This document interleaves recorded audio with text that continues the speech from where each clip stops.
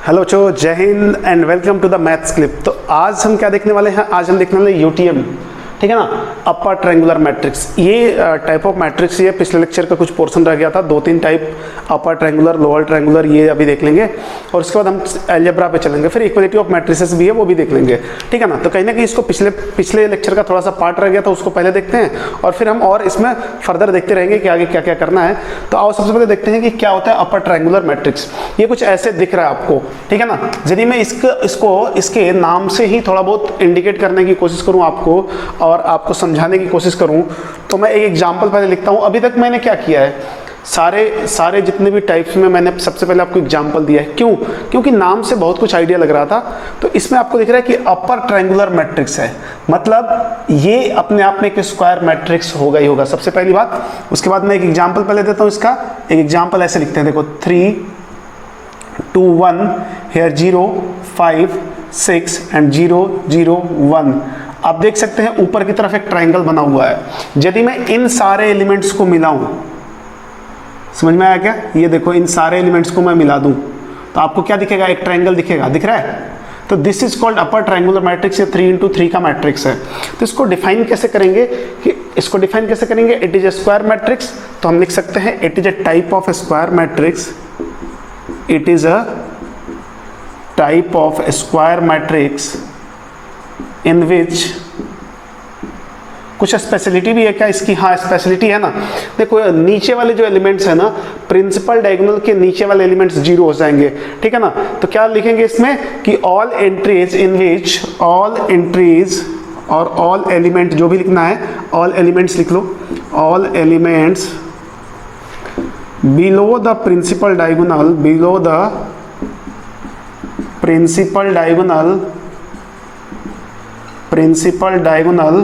ठीक है, will be zero। समझ रहे हो ना? प्रिंसिपल डायगोनल के नीचे के जितने भी एलिमेंट्स होंगे वो क्या हो जाने चाहिए? 0 हो जाने चाहिए, ठीक है ना। आप प्रिंसिपल डायगोनल को ओनली डायगोनल भी लिख सकते हैं, तो मैं जरूरत नहीं होगी तो मैं मिटा भी सकता हूँ इसको।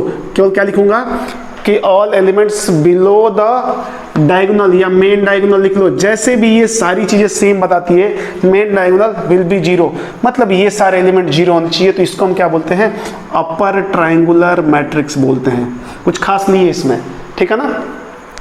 अच्छा, और इसमें क्या कर सकते हैं हम? इसमें देखो एक चीज आप, कि यदि मैं एलिमेंट्स के रिप्रेजेंटेशन की बात करूं, इन सारे एलिमेंट्स की, तो यहां पे मैं आपको लिख रहा हूं हियर, आप समझेंगे A11 क्या है?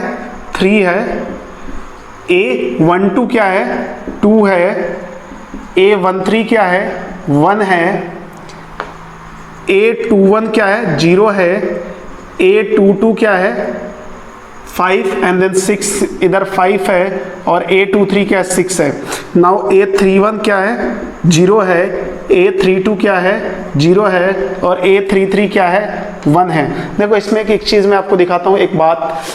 वो सारे एलिमेंट्स 0 हुए हैं, ये सारे मैंने AIJ की फॉर्म में लिख दिए हैं। तो मैंने लिखा है कि इन UTM अपर ट्रायंगुलर मैट्रिक्स, ठीक है। ध्यान से देखेंगे, इन अपर ट्रायंगुलर मैट्रिक्स कौन से एलिमेंट्स 0 होते हैं, देखना ध्यान से। AIJ इक्वल टू 0 इफ, देखो यहां पे देखो आप, 2 1 0 है, 3 1 0 और 3 2 0, ये 0 है ना। इनमें कुछ तो भी एक कॉमन पार्ट है। कॉमन पार्ट क्या है? देखो I always greater than J, I always greater than J, I always greater than J। बाकी में I J बराबर है नहीं तो छोटा है। I equal to J, I less than J, I less than J, I equal to J, I less than J, I equal to J। तो जब I ग्रेटर देन J हो जाएगा, if I greater than J, आप देख लो ध्यान से इसमें कि I ग्रेटर देन J होगा तो वो सारे एलिमेंट्स 0 होने चाहिए। कहाँ पे? UTM में, अपर ट्रायंगुलर मैट्रिक्स में। ये बहुत बेसिक सी चीज है, बहुत बेसिक सी बात है। यदि आप नहीं समझ पा रहे तो ये बहुत बड़ी प्रॉब्लम होगी आपको, बट आप देखिए मैं पूरा लिख के दिखा दिया आपको, ठीक है ना। तो अब इसमें मैं क्या बता सकता हूं? बाकी आप इसमें से पूछा जा सकता है कि टोटल नंबर ऑफ जीरोस, मैं नोट डाल के आपसे पूछ सकता हूं। मैं यहाँ पे एक पहला नोट लेता हूं इसका, चलो नोट नंबर 1, ठीक है ना। Total maximum number of zeros. तो मैक्सिमम नंबर ऑफ जीरोस का मतलब क्या हुआ जी? Total maximum number of zeros की बात कर रहे हैं हम, ठीक है। तो यही हुआ ना, 3 इंटू 3 में तो यहाँ पे 3 दिख रहे हैं, 4 इंटू 4 होता तो ये नीचे की तरफ आता, कितना हो रहा है जीरो? आप ध्यान से देखेंगे मैं टोटल एलिमेंट्स कितने हैं मेरे पास, n स्क्वायर होंगे। अब मैं ये जो बात कर रहा हूँ ये जनरल मैट्रिक्स की बात कर रहा हूँ, ठीक है ना। For a matrix of order, for a matrix और फॉर अ स्क्वायर मैट्रिक्स की बात कर रहे हैं, of order n cross n। कल किए थे ना वैसा ही क्वेश्चन है, n क्रॉस n ऑर्डर के एक मैट्रिक्स की बात कर रहे हैं। तो n क्रॉस n में टोटल एलिमेंट्स कितने हो जाएंगे, n square. Total elements n square, मुझे जीरो चाहिए केवल। अच्छा, n स्क्वायर में से यदि मैं डायगोनल, प्रिंसिपल डायगोनल के एलिमेंट्स हटा दूं, डायगोनल के एलिमेंट्स हटा दूं तो कितने बच जाएंगे, n स्क्वायर माइनस n। तो यदि मैं डायगोनल को हटा दूं तो जितना उधर होगा उतना ही इधर एलिमेंट होगा। ये तो क्योंकि स्क्वायर मैट्रिक्स है ना तो सिमेट्रिक होगा ना ये। तो मैं डायगोनल के एलिमेंट्स को हटा दूं तो जितना उधर उतना ही इधर। तो देखो ध्यान से, तो this is equal to total n square minus n। n क्या है, diagonal elements, n square total elements. तो मैं n स्क्वायर में से इसको हटा दिया तो अब देखो कितने, कौन कौन से एलिमेंट बच गए, ऊपर वाले और नीचे वाले। जैसा ये 0 1 बना हुआ है वैसा ही ऊपर कुछ एलिमेंट्स बचेंगे और ये दोनों एलिमेंट सेम होंगे। तो जितना एलिमेंट ऊपर होगा उतना ही नीचे होगा, मतलब आधा एलिमेंट 0 होगा ना। तो divided by 2, this represent maximum, total possible maximum zeros, ठीक है ना। इतने मैक्सिमम जीरोज बन सकते हैं हमारे पास, ठीक है। अब इसमें बात कर सकते हैं कि maximum number of distinct entries कितनी कर सकते हैं, ठीक है ना। लो लिख लेते हैं सेकंड पॉइंट इसमें, सेकंड नोट कि maximum number of distinct entries, maximum number of distinct entries. समझ रहे, डिस्टिंक्ट एंट्रीज का मतलब कि यहां पे अलग अलग टाइप के कितने नंबर से हम ये मैट्रिक्स बना सकते हैं। तो एक बात समझना, इतना तो फिक्स है ना 0। अब मैं n इंटू n मैट्रिक्स की बात कर रहा हूं। अब ये 3 इंटू 3 में मैं आपको बता जरूर रहा हूं बट n इंटू n की बात कर रहा हूं। तो इतना तो 0 फिक्स रहेगा। तो अब देखो क्या होगा ना, ये जो पोर्शन है वहां पे एक एंट्रीज फिक्स है 0 की ही, वो सारे एलिमेंट्स 0 ही रहेंगे। तो वेरिएशंस कहाँ होंगे, यहाँ पे हो सकते हैं, इधर हो सकते हैं। अब इधर के एलिमेंट मैं कैसे कैसे लिख रहा हूँ, ध्यान से देखो। मैं क्या कहता हूँ, नंबर ऑफ डिस्टिंक्ट एंट्रीज चाहिए मुझे। तो मैंने कैसे कैसे लिखा, देखो मैंने लिया कि टोटल, देखो टोटल माइनस n/2। ये किसको बता रहा है, देखो ध्यान से, ये या तो आप बोलो कि टोटल नंबर ऑफ जीरोज को बता लो या प्रिंसिपल डायगोनल के ऊपर की कितनी एंट्रीज है वो बता रहा है। दोनों सेम ही चीज है ना, प्रिंसिपल डायगोनल के नीचे कितनी एंट्री है या प्रिंसिपल डायगोनल के ऊपर कितनी एंट्रीज है, सेम बता रहा है। तो अब मैं बोल रहा हूँ कि डायगोनल के ऊपर की जो एंट्री है वो अलग अलग कर सकते हैं ना, क्योंकि उसमें तो ऐसा कुछ फिक्स नहीं है। तो हमने बोला इतनी डिस्टिंक्ट एंट्री हो जाएंगी। तो इतने में क्या कवर हो रहा है, इतने में इसके जो हमारा प्रिंसिपल डायगोनल है ना, इसके ऊपर के एलिमेंट्स कवर हो जाएंगे। किसमें, n स्क्वायर माइनस n/2 में, इसके ऊपर के एलिमेंट्स कवर हो जाएंगे, राइट है। लेकिन अभी डायगोनल्स भी तो है हमारे पास, ये भी तो अलग रख सकते हैं। तो डायगोनल में कितनी एंट्रीज हैं, 3, अभी 3 है। और यदि ये 3 इंटू 3 का है तो 3 है, n इंटू n का हो जाएगा तो n हो जाएगा। तो और कितनी पॉसिबल एंट्रीज बढ़ जाएंगी, प्लस n। समझते रहा ना, n प्लस एक एंट्रीज तो नीचे भी रहेगी ना, जो 0 है वो फिक्स है, सब में 0 ही रहेगी। तो एक अलग टाइप की एंट्रीज वो हो गई। तो दिस इज 0, मतलब दिस इज 1, एक बढ़ गई। तो इसको यदि आप सॉल्व कर लेते हो तो क्या हो जाएगा, दिस इज 2n और दिस इज +2। तो n square minus n plus 2n and plus 2/2। तो आप क्या करेंगे, इसको n square plus n plus 2/2, n square plus n plus 2/2। इतनी टोटल एंट्रीज पॉसिबल है, इतनी टोटल एंट्रीज पॉसिबल है। कौन सी एंट्रीज, डिफरेंट, मतलब अलग अलग एलिमेंट्स की इतनी एंट्रीज हो सकती हैं। मतलब क्या हुआ, इतने अलग अलग एलिमेंट्स हम यूज कर सकते हैं। जैसे देखो आप, ये 3 इंटू 3 का है ना, 3 इंटू 3 में चेक करो, n की वैल्यू 3 आ जाएगी।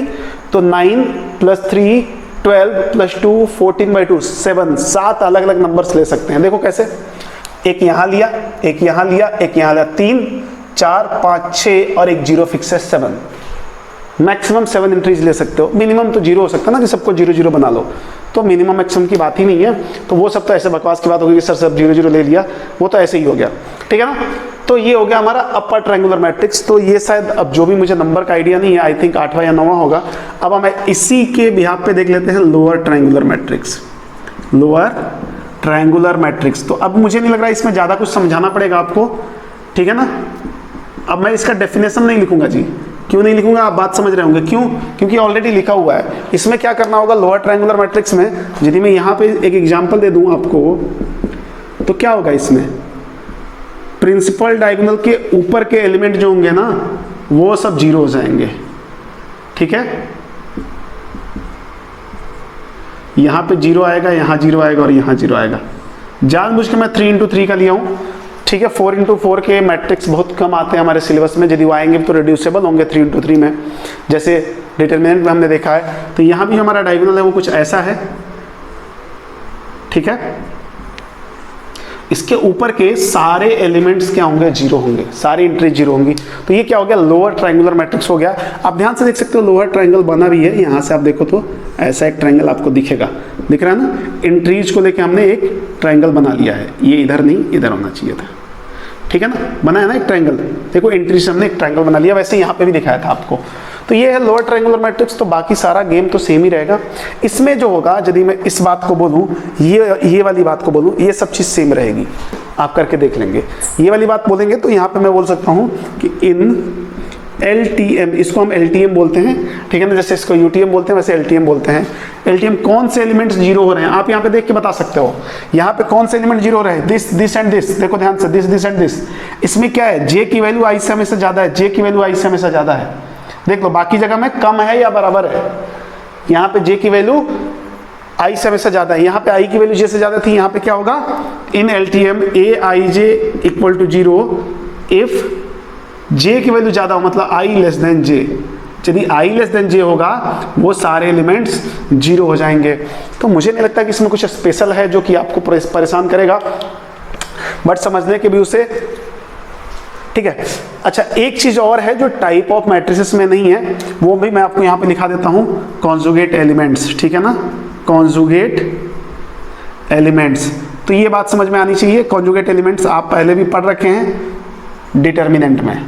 क्या होता था कॉन्जुगेट एलिमेंट्स, किसी भी मैट्रिक्स के लिए या किसी भी डिटर्मिनेंट की भी बात करें, मैं एक छोटा सा एग्जांपल यदि चाहे तो आपको दे देता हूँ यहाँ पे, ठीक है। मैं यहाँ पे एग्जांपल दे रहा हूँ इसका कॉन्जुगेट एलिमेंट का, ठीक है, इस बॉक्स में दे रहा हूँ, ताकि अब अलग से कुछ ना मुझे बनाना पड़े, इसी स्लाइड में हो जाए ये बात खत्म।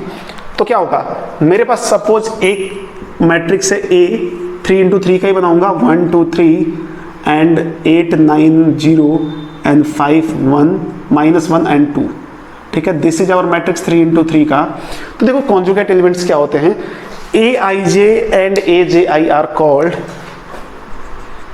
Aij and Aji are called conjugate elements, conjugate elements, ठीक है। यही बात सेम आपको वहाँ भी थी, डिटर्मिनेंट में भी थी, तो कुछ नया नहीं है इसमें। मतलब मैं यदि यहाँ से आपको एग्जाम्पल को यहाँ से आपको दिखाऊं इसको कि कौन कौन से कॉन्जुगेट एलिमेंट्स हैं, तो देखें आप एग्जाम्पल्स, ठीक है। आप देखो Aij और Abi, तो इसका कॉन्जुगेट एलिमेंट बनेगा क्या, ये तो A11 है ना, मतलब I की वैल्यू B1 और J की वैल्यू B1। तो डायगोनल एलिमेंट्स के कॉन्जुगेट एलिमेंट्स वो खुद ही होते हैं, ठीक है ना। जो डायगोनल एलिमेंट्स है वो खुद के ही कॉन्जुगेट होते हैं, उनमें तो चलेगा ही नहीं ना, क्योंकि ये A11 है, A11 में IB1 JB1, तो AJI भी तो A11 ही आएगा ना, तो ये दोनों कॉन्जुगेट एलिमेंट खुद से ही हो जाएंगे। फिर बात करते हैं इसकी 2 क्या है, A12, इसका कॉन्जुगेट क्या हो जाएगा, A21, तो ये हो जाएगा कॉन्जुगेट एलिमेंट इसका। तो 2 का कॉन्जुगेट एलिमेंट 8 हो जाएगा, ठीक है ना। तो 2 का कॉन्जुगेट एलिमेंट 8 हो जाएगा। ऐसे ही और 8 का कॉन्जुगेट एलिमेंट 2 हो जाएगा, ठीक है। 5 का जो होगा वो क्या हो जाएगा, 5 का 3 हो जाएगा। आप ध्यान से देखें 1 3 3 1, तो 5 का कॉन्जुगेट एलिमेंट और 3 का कॉन्जुगेट एलिमेंट क्या हो जाएगा, 5 हो जाएगा। एंड लास्ट वन -1 का जो है, -1 का क्या हो जाएगा, 0 हो जाएगा, ठीक है ना। ये पहले पढ़ रखे हैं, इसलिए मैं इस पर ज़्यादा टाइम भी नहीं दे रहा हूँ, और उतना इंपॉर्टेंट भी नहीं है कि इस पर बहुत ज़्यादा हम टाइम दें, ठीक है। तो मेरे हिसाब से आप इसमें कुछ है नहीं, कॉन्जुगेट एलिमेंट्स वगैरह जो भी होगा, ये सारी बातें आप समझ सकते हो आसानी से। हाँ ठीक है, जब सिमेट्रिक मैट्रिक्स वगैरह आता है तो फिर थोड़ा बहुत इसका यूज करते हैं, बट फिलहाल कोई खास इसमें यूज नहीं है। तो ये बात बेसिक चीज़ें थी कि हम कैसे इनको डील करेंगे। तो आई होप आप बात समझ गए होंगे। तो फिलहाल आप वीडियो पॉज करके नोट डाउन करो, मैं मिटाता हूँ।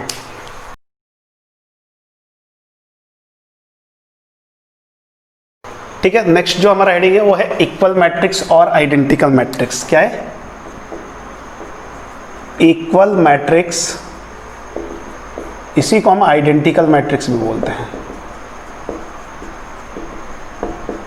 अब इसमें एक बात तो पहले से ही क्लियर होनी चाहिए आपको कि जब भी हम इक्वल मैट्रिक्स और आइडेंटिकल मैट्रिक्स की बात करेंगे तो मोर देन वन मैट्रिक्स की बात होगी, एक से ज़्यादा मैट्रिक्स लेंगे, क्योंकि अकेला कोई मैट्रिक्स खुद के इक्वल तो हमेशा ही होता है ना। तो दो मैट्रिक्स हमारे पास आएंगे। तो मान लिया हमारे पास दो मैट्रिक्स है A एंड B, मान लिया पहले ही। तो मैंने बोला कि late two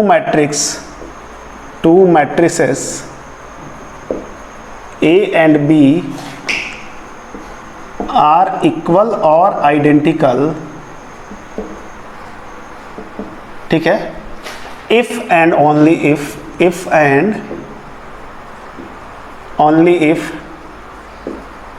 they have same order, एक तो ऑर्डर सेम होना चाहिए, एंड इतना ही नहीं, and also same corresponding elements,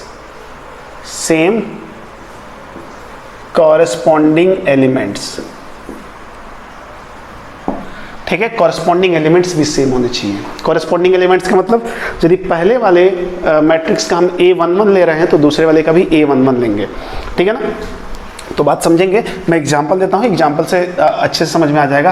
पहली बात तो ऑर्डर सेम होना चाहिए, ठीक है ना। जो जो पॉइंट है वो हाईलाइटेड कर लो, ये डी लिखा हुआ है, ए नहीं है, ठीक है ना, तो इसको हाईलाइट कर ले कि ऑर्डर सेम होना चाहिए, तो ऑर्डर को मैं हाईलाइट कर लिया, ठीक है ना।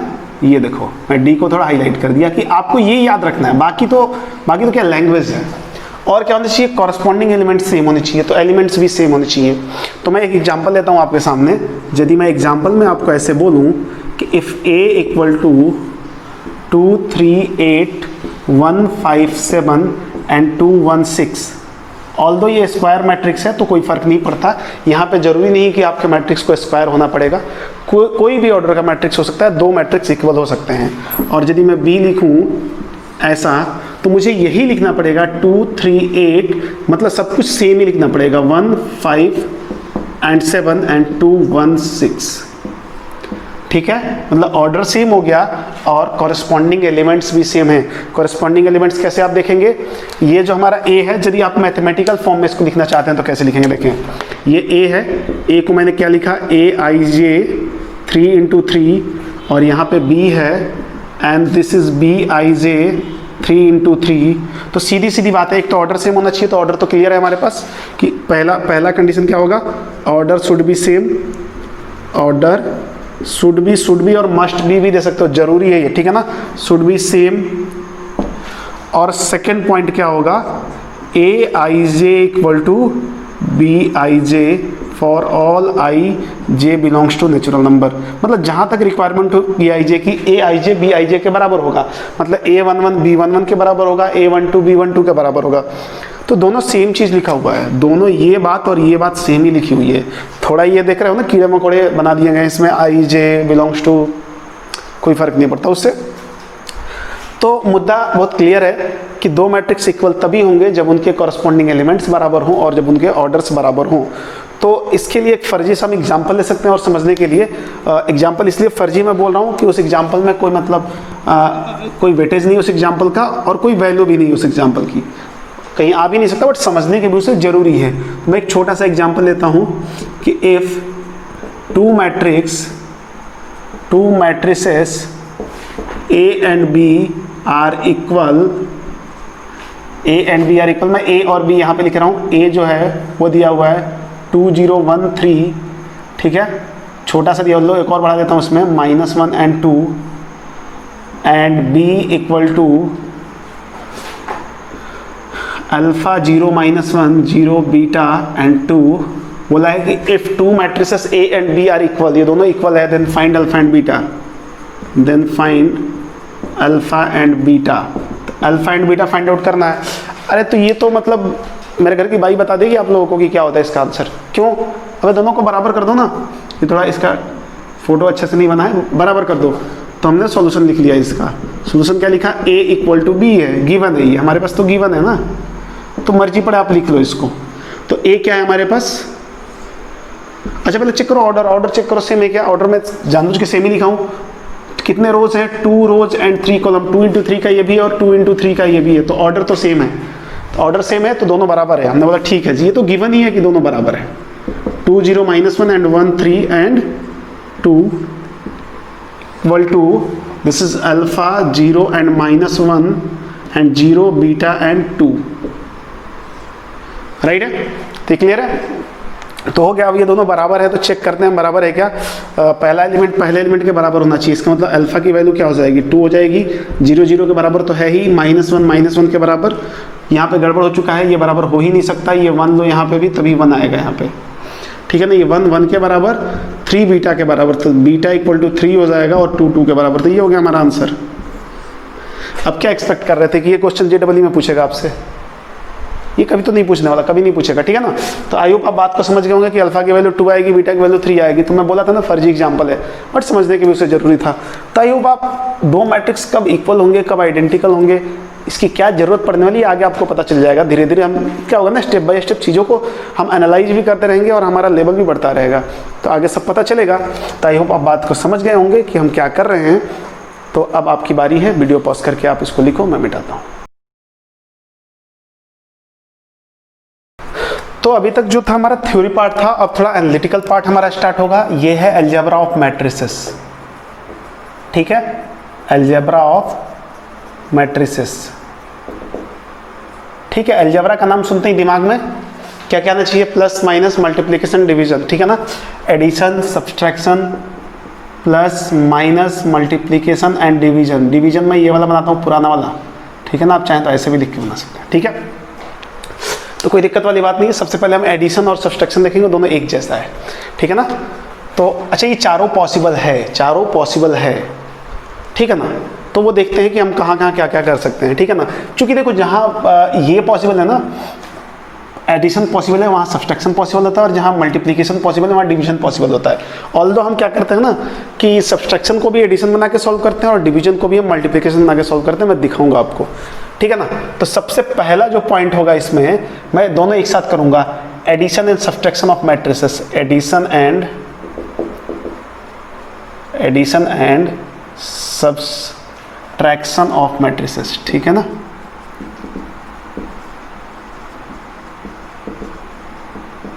ठीक है, ये करने वाले हैं हम कैसे।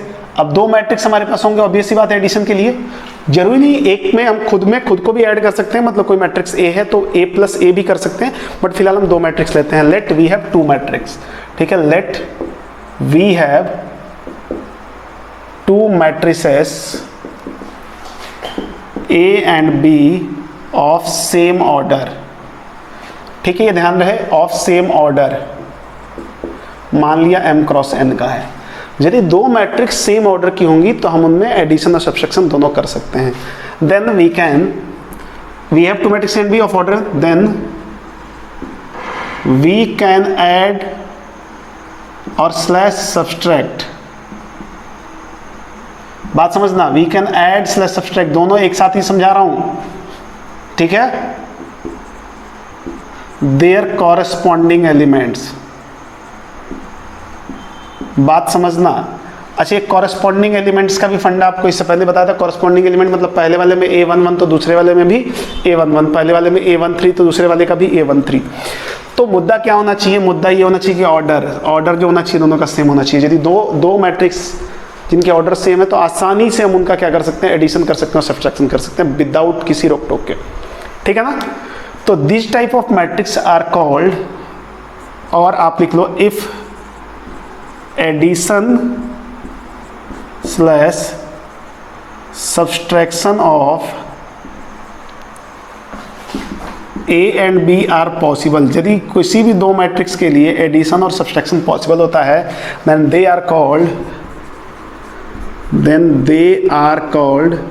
दे मतलब कोई लोग तो है नहीं यहाँ पे, देन दोनों matrix are called conformable for addition, ठीक है, कन्फॉर्मेबल फॉर।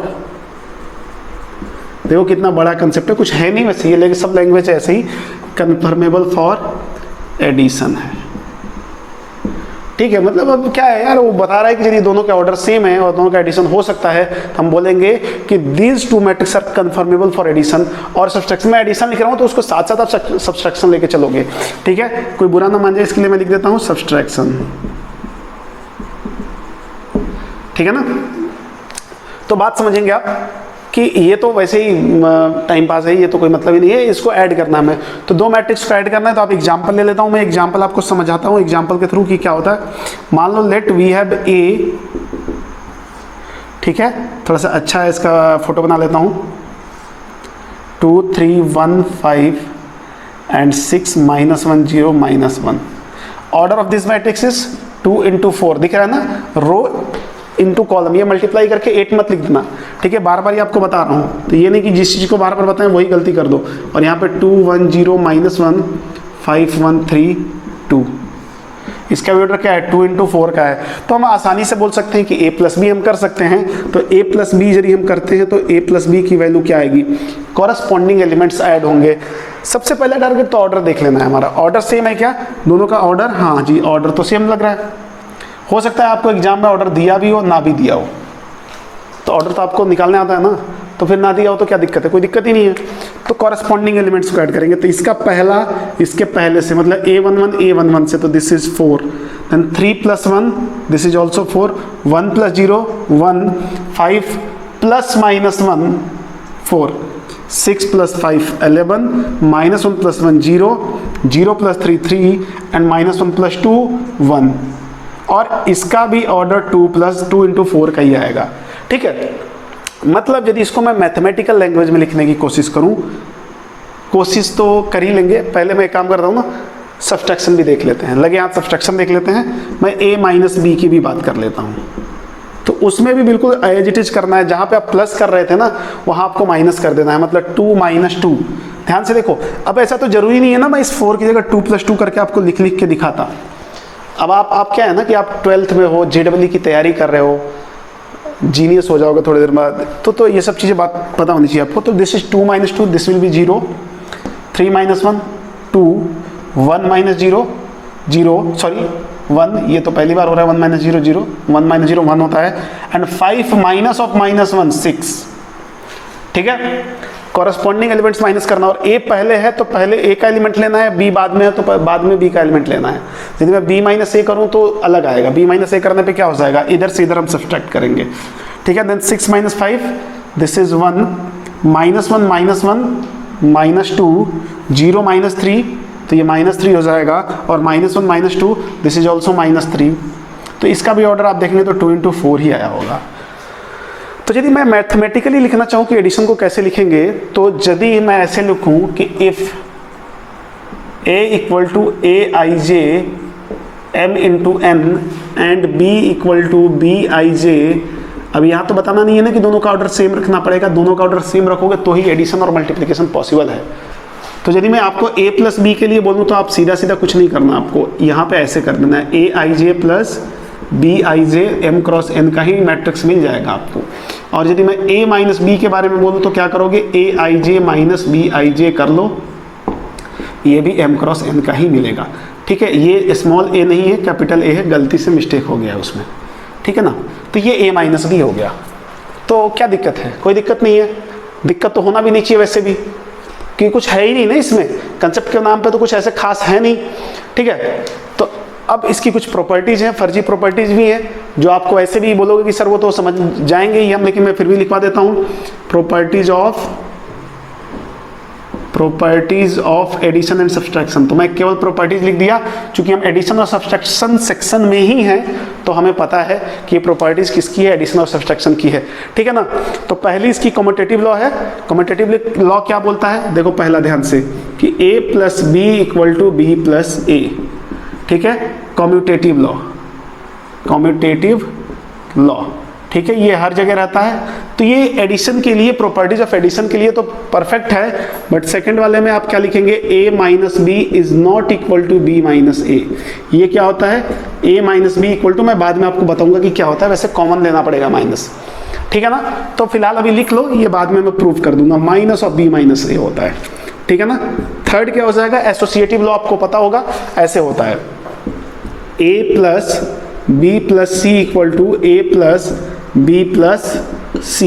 ये एसोसिएटिव लॉ है, क्या है, एसोसिएटिव लॉ।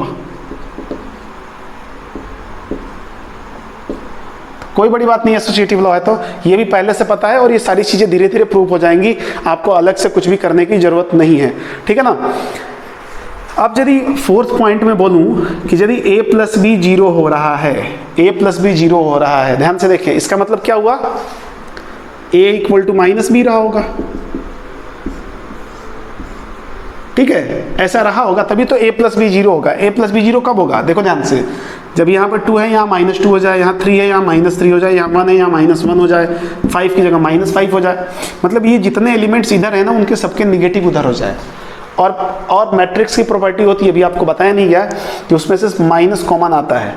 डिटर्मिनेंट में क्या होता था, एक रो या एक कॉलम से हम कॉमन लेते थे, यहाँ क्या होता है सारे एलिमेंट से कॉमन आता है, तो माइनस बाहर दे देगा।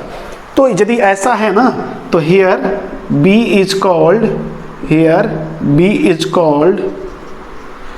Additive inverse of A। ठीक है, क्या है एडिटिव इनवर्स, ये इनवर्स लिखा है तो आप समझ रहे होंगे, थोड़ा सा ठीक ठाक ही लिख दिया, एडिटिव इनवर्स ऑफ A। यदि ऐसा है तो क्या बोलोगे सर, इसमें कह सकते हैं क्या कि A is also called additive inverse of B and vice versa also, and vice versa. ठीक है ना, आप दोनों को बोल सकते हो, दोनों एक दूसरे का एडिटिव इनवर्स है। तो आप कोई बोले एडिटिव इनवर्स क्या है यार, नाम है यार, कुछ उस पर ज़्यादा फोकस नहीं करना। कभी आपको किसी क्वेश्चन में लिखा हुआ आ जाए तो ये आपको बात समझना होगा कि उसमें बोल दे कि 2 matrices are there and 1 is additive inverse of another, मान लो A और B दिया हुआ और उसमें बोल दिया कि एक एडिटिव इनवर्स है दूसरे का, तो क्लियरली हो गया A + B 0 होना चाहिए। ठीक है ना। And last one, 5th one बोल रहा है कि if A + B = A + C है, तो इसका बहुत क्लियर मतलब होगा कि B = C है। इसका बहुत ही क्लियर मतलब होगा कि B = C है। इसमें कोई झोल झपाटा नहीं है ऐसे। ठीक है ना। डिटर्मिनेंट जैसा डिटर्मिनेंट में हो सकता है, वहाँ पे देखो डिटर्मिनेंट का एडिशन बिल्कुल अलग था, मैट्रिक्स का एडिशन बिल्कुल अलग है, आपको समझ में आ गया होगा।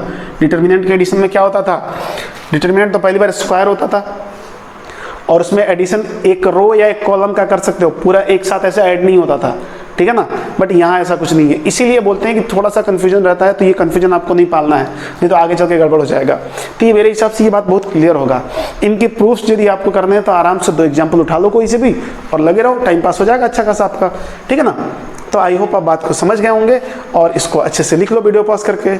मैं मिटाता हूँ, फिर देखते हैं मल्टीप्लीकेशन ऑफ मैट्रिसेस। अब कहीं ना कहीं थोड़ा सा हम लेवल बढ़ा रहे हैं। मैट्रिसेस का जब मल्टीप्लिकेशन करेंगे तो यहाँ से गेम थोड़ा सा मज़ा वाला हो जाएगा, मज़ा करेंगे इसमें। ठीक है ना, गर्दा उड़ा देंगे। ठीक है, तो आप इसको लिखो, मैं मिटाता हूँ।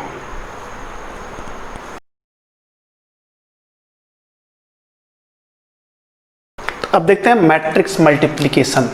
ये देखते हैं ये कौन सा गेम है हमारे पास, मैट्रिक्स मल्टीप्लिकेशन।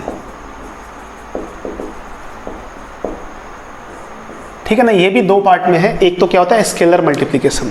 ठीक है ना। तो सबसे पहले हम यही देखेंगे, स्केलर मल्टीप्लिकेशन देखेंगे। स्केलर मल्टीप्लिकेशन मतलब किसी मैट्रिक्स में यदि मैं कोई स्केलर क्वांटिटी मतलब कोई नंबर में मल्टीप्लाई करूं तो क्या होता है। देन इसके बाद हम देखेंगे मल्टीप्लिकेशन ऑफ मैट्रिसेस, मतलब 2 मैट्रिक्स को एक साथ मल्टीप्लाई करेंगे। ठीक है। तो इसको मैं लिखता हूं कि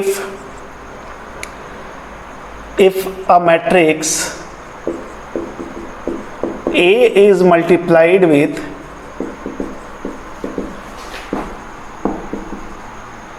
a scalar quantity K, मतलब मैट्रिक्स A एक स्केलर क्वांटिटी एक नंबर है K से मल्टीप्लाई हो रहा है, then quantity K, then all elements of matrix A is all element of matrix A is multiplied with K. K is multiplied with K. ठीक है। यदि आपको लगता है कि इससे अच्छी इंग्लिश आप लिख सकते हो तो आप लिख सकते हो, इसमें कोई दिक्कत नहीं है। ठीक है ना। तो समझ गए, if a matrix A is multiplied with a scalar quantity K, then all elements of matrix A is, आप चाहे multiplied और get multiplied भी लिख सकते हो, दोनों सेम ही आता है, get multiplied with K। मतलब क्या हुआ कि यदि किसी मैट्रिक्स को मुझे किसी क्वांटिटी से मल्टीप्लाई करना हो, मैं एग्जांपल ले रहा हूँ आपको, हेयर एग्जांपल मैं लिखता हूँ इसका, और एग्जांपल में क्या करता हूँ ना, जनरल एग्जांपल लेता हूँ कि लेट जो A है हमारा, अच्छा यहाँ भी कुछ ऐसा जरूरी नहीं है कि मैट्रिक्स स्क्वायर होना चाहिए। ठीक है। मैंने ले लिया A11, A12, A13, A21, A22, A23। अब मैं बोलूँ कि K × A करना है मुझे, ये 2 है, मुझे अभी k इंटू ए करना है, ठीक है, k इंटू ए की वैल्यू मुझे निकालनी है। तो ये क्या हो जाएगा, k into A11 A12 A13 A21 A22 A23, right है। अब ये क्या होगा ना, सारे एलिमेंट्स के पास जाएगा, सारे एलिमेंट्स के पास जाएगा। तो ये क्या हो जाएगा यहाँ पे, k A11 k A12 k A13, ऐसे ही k A21 k A22 and k A23। समझ रहे हैं बात को, ये 2 है और ये 3 है। थोड़ा सा मेरी राइटिंग उतनी अच्छी नहीं है तो आप कोऑपरेट करें थोड़ा मेरे साथ, ठीक है ना। तो यही तो बोल रहा है कि कोई भी स्केलर क्वांटिटी किसी मैट्रिक्स के साथ मल्टीप्लाई होती है, कोई मैट्रिक्स किसी स्केलर क्वांटिटी के साथ मल्टीप्लाई होगा तो वो k टाइम्स सारे एलिमेंट्स हो जाएंगे, उसके सारे एलिमेंट्स k टाइम्स हो जाएंगे, ठीक है ना। तो इसमें कुछ नया नहीं है, और इसको ऐसे भी लिख सकते हैं यदि मैथमेटिकल फॉर्म में लिखना है। और इफ a इक्वल टू ऐसे दिया हुआ हो आपको, aij m क्रॉस n का दिया हो, ऐसा कोई रूल नहीं है यहाँ पे कि हमारा जो ऑर्डर होना चाहिए वो स्क्वायर टाइप का होना चाहिए, मतलब n क्रॉस n और m क्रॉस m का होना चाहिए, मतलब मैट्रिक्स किसी भी ऑर्डर का हो सकता है। देन k ऑफ a क्या हो जाएगा पता है, k अंदर घुसा दो यहाँ पे aij और ये एज इट इज रहने दो। बाकी आई आपके बारे में बताया ना, पूरा डिटेल में नहीं लिख रहा हूँ, यहाँ पे लिख लो for all i, j belongs to n, ठीक है ना, नेचुरल नंबर लेना है। और भी डिटेल में लिखना है तो और भी लिख सकते हो कि i की वैल्यू कहाँ से कहाँ तक जाएगी, 1 से स्टार्ट होगी और n तक जाएगी, ये तो बात पता होगी ना। तो ये सब मैं नहीं लिख रहा हूँ, ये बात आप समझ दो। क्या होगा, सारे एलिमेंट्स मतलब k11 के साथ भी क्या आएगा, सॉरी a11 के साथ भी क्या आएगा, a12 के साथ भी क्या आएगा। तो यही बोल रहा है, स्केलर मल्टीप्लिकेशन ऐसे ही होता है, ठीक है। तो फिलहाल मैं एक एग्जाम्पल ले लेता हूँ यहाँ पे, और एग्जाम्पल क्या है कि लेट a इक्वल टू 5 3 2 1 2 0 7 3, तो मुझे क्या चाहिए, देन 4a बताना है, 4a equal to question mark.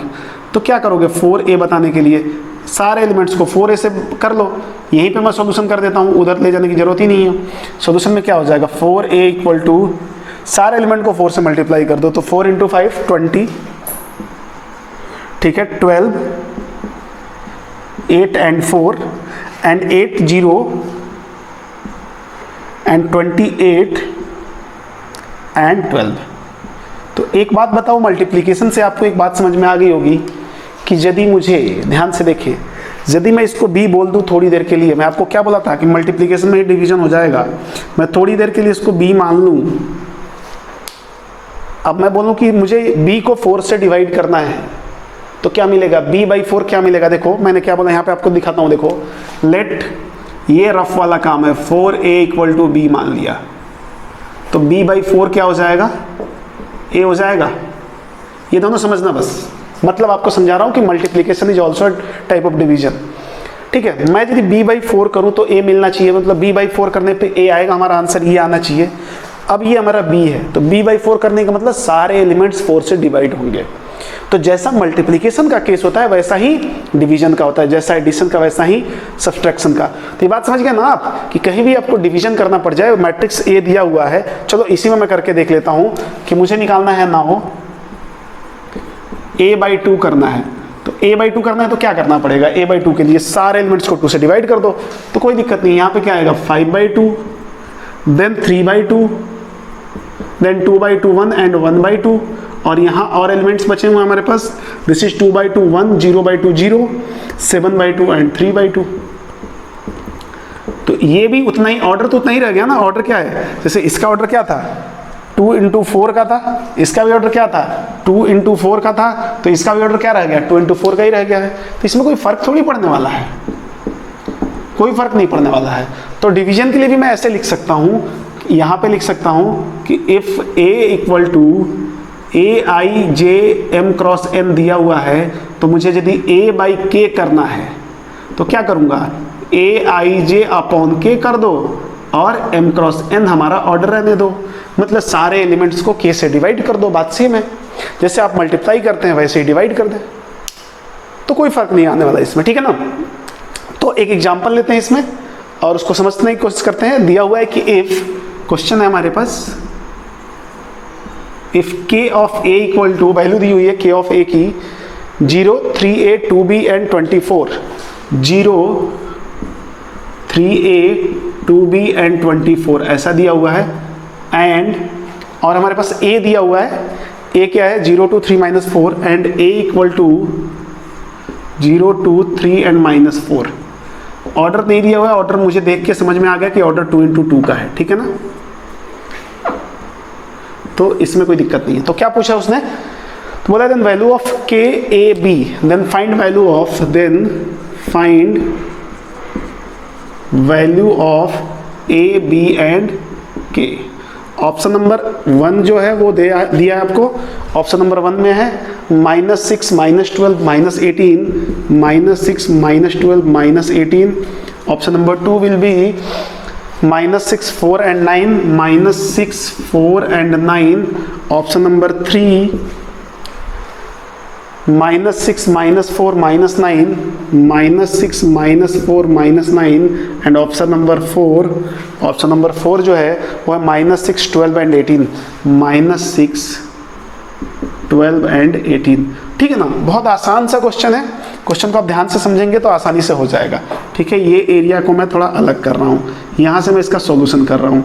ठीक है ना, क्या बोला है कि इफ के इक्वल टू दिस, ठीक है ना, दिस के, इसमें यदि के से मल्टीप्लाई करूँ तो ये आ जाएगा ना, यही तो बोला है। इसमें के से मल्टीप्लाई करूँ तो के ए आ जाएगा। तो मैंने बोला नाउ के ए निकालता हूँ। के ए क्या हो जाएगा 0 × के 0 and this is 2k and this is 3k and this is -4k। ये के ए है ना, ये के ए आया ना, और पहले से भी के ए दे के है। क्या दे के है, ये के है, ध्यान से देखो, ये भी दे के है। क्या दे के है 0 3a 2b एंड 24। दोनों का ऑर्डर सेम है तो हम इक्वलिटी ऑफ मैट्रिक्स का कंडीशन लगा सकते हैं। 2 मैट्रिक्स आर इक्वल कब, जब उनके कॉरस्पॉन्डिंग एलिमेंट्स इक्वल हो। तो 0 = 0, तो 2k किसके बराबर हो जाएगा 3a के बराबर हो जाएगा। तो now 2k = 3a, this is equation number 1। And 3k = 2b, 3k = 2b equation number 2। And -4k = 24, -4k = 24। तो k की वैल्यू क्या आ जाएगी 24/-4, तो दिस इज -6। ये k की वैल्यू आ गई। मुझे क्या चाहिए, a b एंड k चाहिए। तो देख लेते हैं, k की वैल्यू ऑलरेडी आ गई -6, तो ये तो सारे ऑप्शन में है। अब यहां से मैं देखता हूं, यहीं से a की वैल्यू क्या हो जाएगी, a की वैल्यू 2k/3 हो जाएगा ना। a = 2k/3, 2k/3, 2k का मतलब 2 × -6, तो -12/3, तो दिस इज -4। a की वैल्यू -4 आ जाएगी। b = क्या हो जाएगा 3k/2 हो जाएगा, 3k/2 मतलब 3 × -6 -18/2 एंड दिस इज -9। तो क्लियर हो गया ना। a की वैल्यू कितनी आ गई, यहां से आप दिखा सकते हैं स्मॉल a, पहले मुझे स्मॉल a चाहिए था, नहीं सॉरी मुझे k चाहिए था पहले, ये मैं गलत लिखा हूँ, k a एंड b लिखा हुआ है, ठीक है ना, k a एंड b लिखा हुआ है। तो सबसे पहले मुझे k की वैल्यू चाहिए, तो मैं यहाँ पे लिख देता हूँ k a and b is equal to, k की वैल्यू है -6, a की वैल्यू है -4 एंड b की वैल्यू है -9। तो this is our answer. And option number कौन सा करेक्ट है, -6 -4 -9, option number 3 is correct one. तो क्या हो गया, इसमें कुछ खास तो है नहीं। अरे क्या जो दिया था मैंने वो कर दिया, वो उसने के ए पूछा था, मैंने के ए यहाँ से निकाल कर बराबर कर दिया, ठीक है ना। तो कुछ अलग नहीं है, बस कंसेप्ट जो बताया जा रहा है उसको आप कैसे डील करेंगे ये बात समझते चलें, और ये बात समझते चलोगे तो आपके लिए बहुत ईजी रहेगा। फिर डिफिकल्टी कहाँ आनी है, जब आप कंसेप्ट नहीं समझोगे, ठीक है ना। तो जब भी आप लेक्चर देखने के लिए बैठ रहे हो तो आपका जो मोड होना चाहिए ना, लर्निंग मोड होना चाहिए, नहीं कि इधर मोबाइल खोल लिए, इधर और कुछ काम कर रहे हैं और तीसरा काम भी और लगा लिया है और उसके बाद लेक्चर देख रहे हैं, 5 मिनट इधर देखे 10 मिनट उधर जा रहे हैं, कोई मतलब नहीं है। उससे बढ़िया है कि आप छोड़ दो लेक्चर देखना, बाकी काम पहले कर लो। प्रायोरिटी आपकी यदि पहले उन कामों की हो, तो मुझे नहीं लगता कि अब आपको समझाने की जरूरत है बार बार ये सारी चीज़ें। तो अभी आप क्या करोगे, इसको लिखो, मैं मिटाता हूँ, फिर हम इसकी प्रॉपर्टीज देखेंगे और देन हम स्टार्ट करेंगे मैट्रिक्स मल्टीप्लिकेशन का ओरिजिनल पार्ट। मैट्रिक्स मल्टीप्लिकेशन का original part, multiplication of 2 matrix, multiplication of 3 matrix and multiplication of n matrix, ठीक है। तो आप वीडियो पॉज करके लिखिए, अब मैं मिटाता हूँ।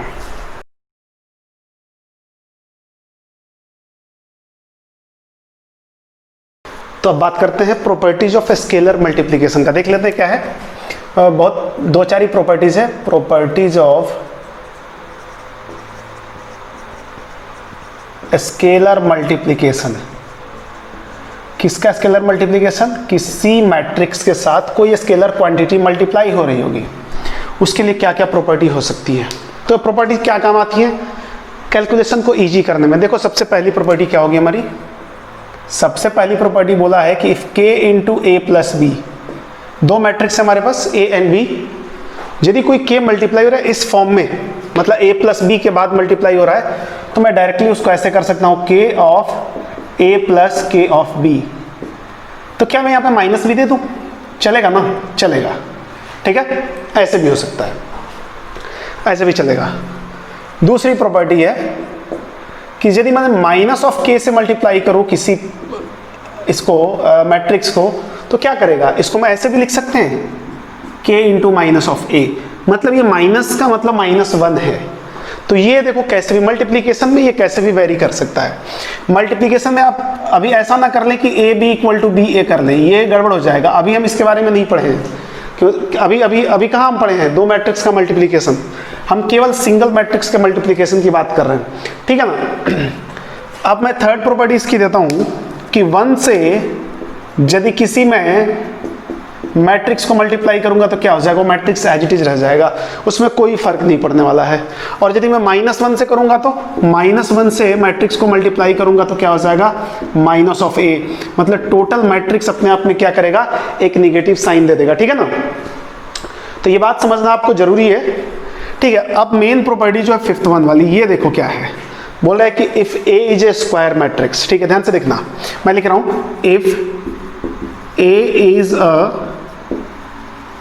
a square matrix of order n, order क्या है, n ऑर्डर का स्क्वायर मैट्रिक्स है। n ऑर्डर का मतलब n रो और n कॉलम होंगे, टोटल एलिमेंट्स n स्क्वायर होंगे।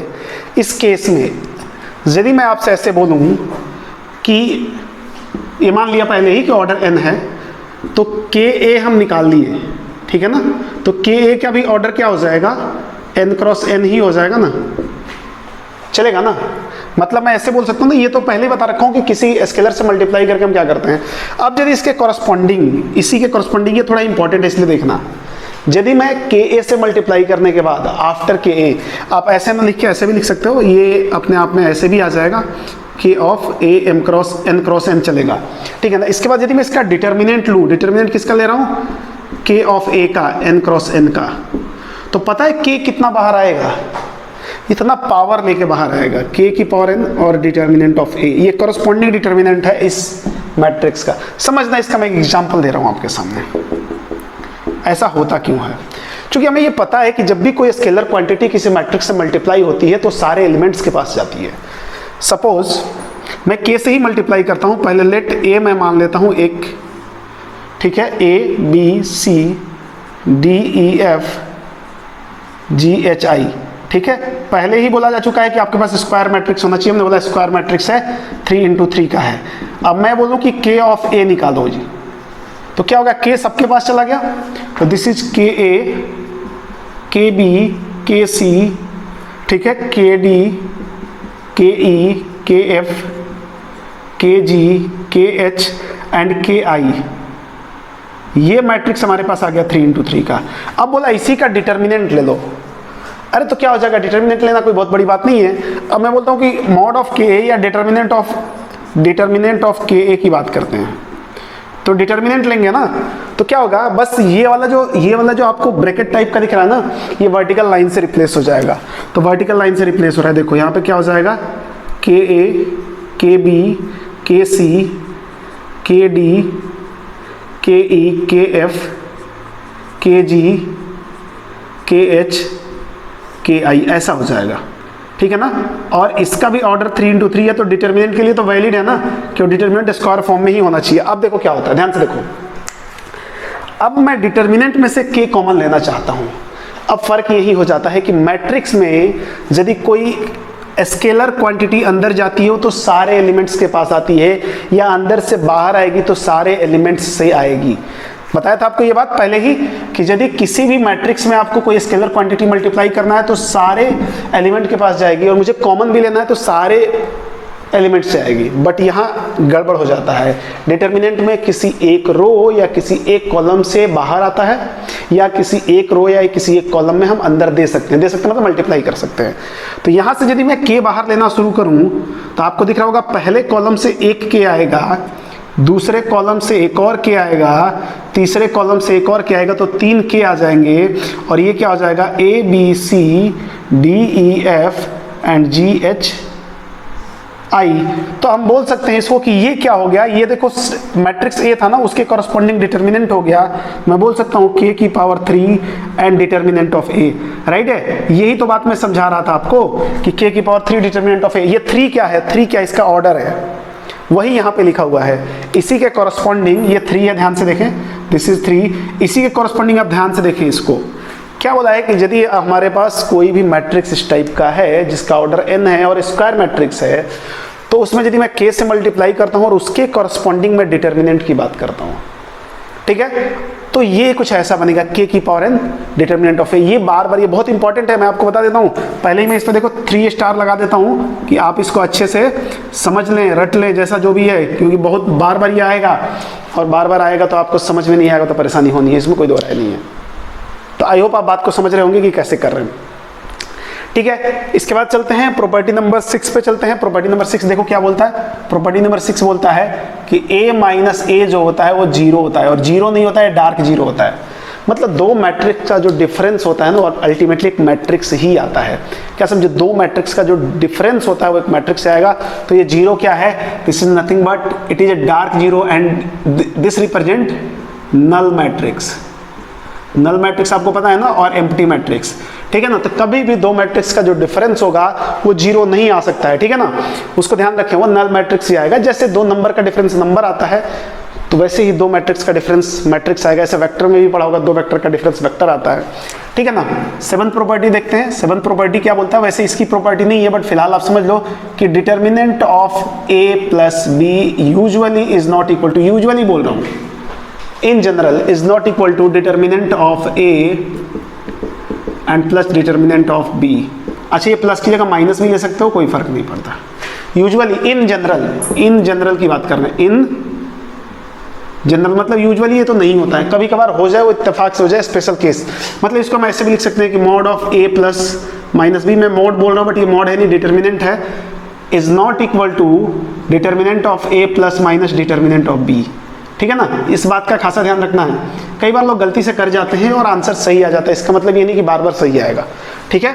एंड लास्ट देख लेते हैं 8वीं प्रॉपर्टी जो है इसकी। 8वीं प्रॉपर्टी क्या बोलता है, ट्रेस जो हमने निकाला था, trace of a plus B equal to trace of a plus trace of b हो जाता है।